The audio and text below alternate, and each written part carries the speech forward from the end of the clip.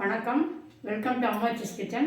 இன்றைக்கி நம்ம பார்க்க போகிறது கோதுமை மாவு இனிப்பு போண்டா எப்படி செய்கிறதுன்னு பார்க்கலாம் வாங்க. கோதுமை போண்டா செய்கிறதுக்கு தேவையான பொருட்கள் என்னென்னு பார்த்துடலாம். கோதுமை மாவு 1.5 கப் எடுத்து வச்சுருக்கோம்.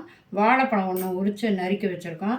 ஏலக்காய் ஒரு 4 ஏலக்காய், தேங்காய், கோதுமை ரவைக்கு கோதுமை மாவுக்கு கோதுமை ரவையை போடலாம். வெல்லம் 1 கப் எடுத்து வச்சுருக்கோம். எண்ணெய், தண்ணி, உப்பு, கொஞ்சோண்டு சோடா, 1/2 ஸ்பூன் சோடா, அந்த மொறுமொறு போடுறதுக்காக.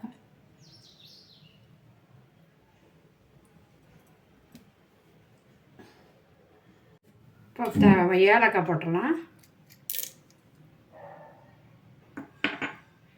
தேங்காய் துருவி வச்சுருக்கோம், அதையும் 1 கப் இருக்குது, அதையும் போட்டுடலாம்.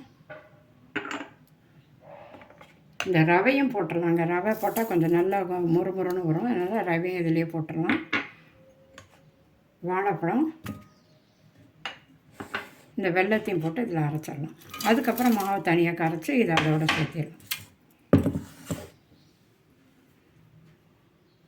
ஜாரில் தேங்காய், வெல்லம், வாழைப்பழம் எல்லாத்தையும் போட்டு ஒன்றா போட்டு அரைச்சிருக்கோம். அதை முதல்ல இதில் போட்டுக்கலாம். கையிலே கரைச்சிடலாங்க. அதுக்கப்புறமா கரண்டி போட்டுக்கலாம். அப்போ தான் கட்டி இல்லாமல் வரும்.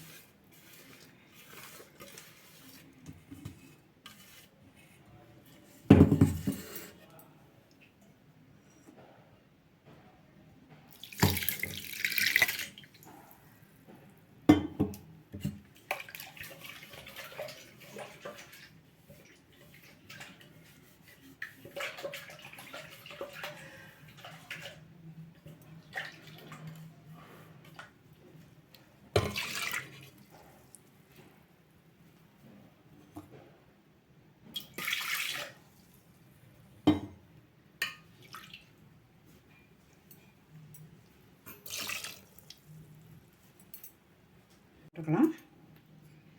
முதல்ல பார்த்துக்கலாம், அப்புறம் வேணும்னு தேவைப்பட்டால் நம்ம இன்னும் கூட சேர்த்திக்கலாம். சால்ட்டு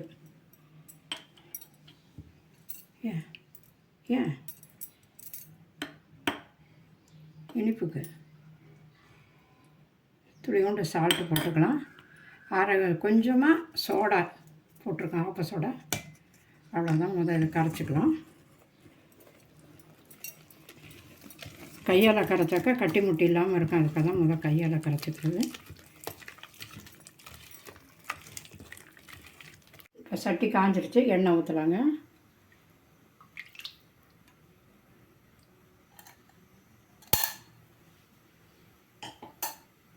எண்ணெய் நல்லா காயட்டும்.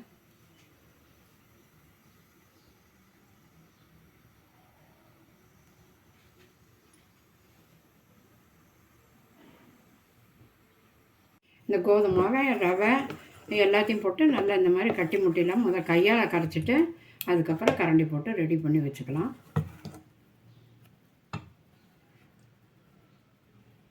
எண்ணெய் நல்லா காஞ்சிருச்சுங்க. இந்த மாதிரி ஒன்றா அவசரமாக சிம்மில் கூட வச்சுக்கலாம். இனிப்பாக இருக்கிறதுனால சிம்மில் வச்சு வைக்கிறது ரொம்ப நல்லது.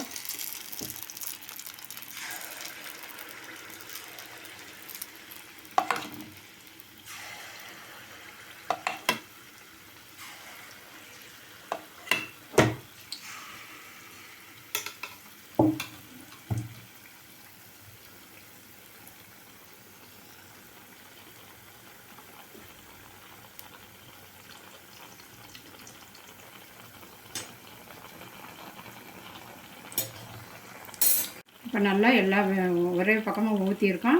நல்லா செவந்து வந்ததுக்கப்புறம் ஒவ்வொரு பக்கமும் திருப்பி போட்டுக்கலாம். அவ்வளோதான்.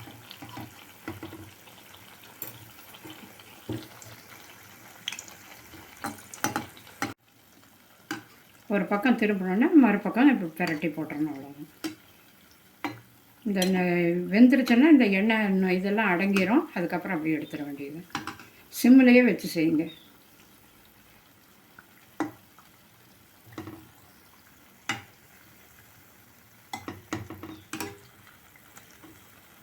திருப்பி திருப்பி போட்டால் நல்லா செவந்து வந்துடுச்சு.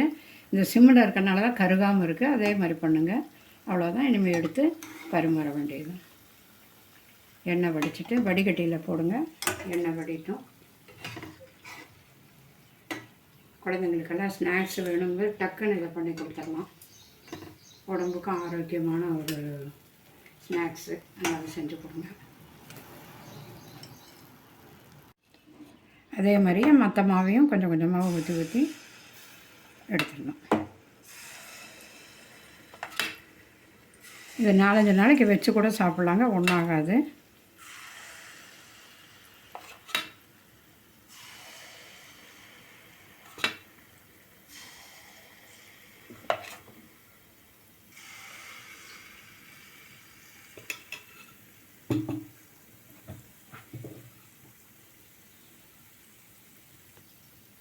அவ்வளோ.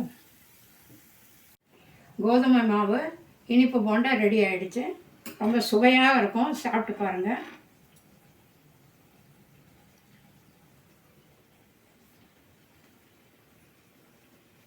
வீட்டில் இப்போ செஞ்சு பார்த்து லைக் பண்ணுங்கள், கமெண்ட் பண்ணுங்கள், மறந்துடாதீங்க. நன்றி, வணக்கம்.